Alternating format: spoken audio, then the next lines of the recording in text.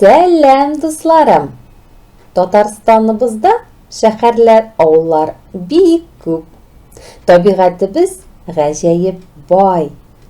Мин бүген келәм-самолетым белән урман, кырлар, болыннар, елга, күлләр өстеннән күзәтеп йөрергә булдым.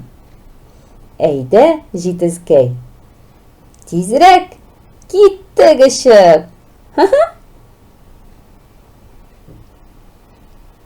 Без нинди матур болытлар өстеннән очып йөрибез. Кыш кебек очар идем мин, әгәр булса канатлар.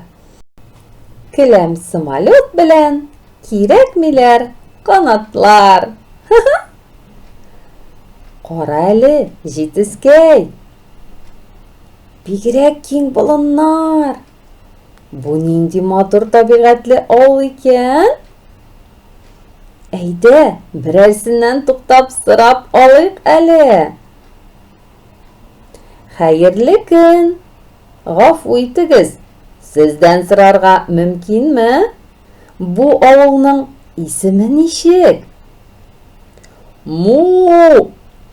Сез үскәнем Татарча районы Наласа авылында. Арча ягы, бу бит бейек Тукай ягы. Менә без синең белән кая килеп чыкканбыз, җитезкәй. Әле сыерлар асрап яшәүче авылларда бармыни? Бу авылда бик эшчән кешеләр яши.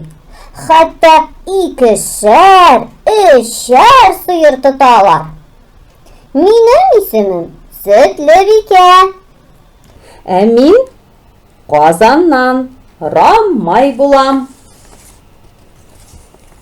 Наласа авылы башка авыллардан нәрсәсе белән аерылып тора, Сөтлебикә ханым?